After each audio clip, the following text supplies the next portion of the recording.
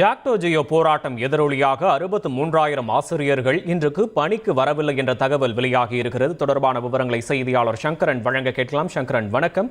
விவரங்களை பதிவு பண்ணலாம். சங்கரன் வணக்கம். ஜாக்டோ ஜியோ அமைப்பு சார்பாக இன்று தமிழகம் முழுவதும் காலை ஆர்ப்பாட்டம் நடைபெற்றது. ஆர்ப்பாட்டத்தில் பங்கேற்ற அரசு ஊழியர்கள், ஆசிரியர்கள் இன்று ஒரு நாள் விடுப்பு எடுத்து அந்த போராட்டத்தில் பங்கேற்றனர்.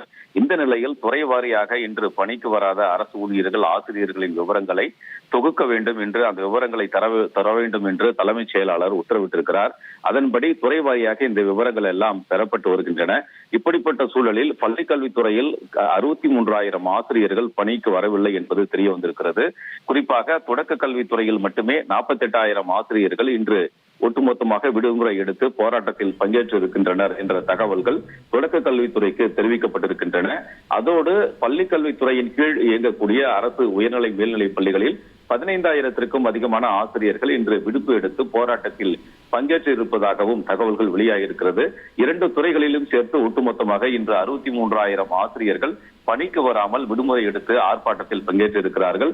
இதே போன்று அரசு ஊழியர்களை பொறுத்தவரை அனைத்து துறைகளிலும் கணிசமான அளவிற்கு ஊழியர்கள் இன்று விடுமுறை எடுத்து போராட்டத்தில் பங்கேற்று இருப்பதும் தகவல்கள் வெளியாகி இருக்கிறது.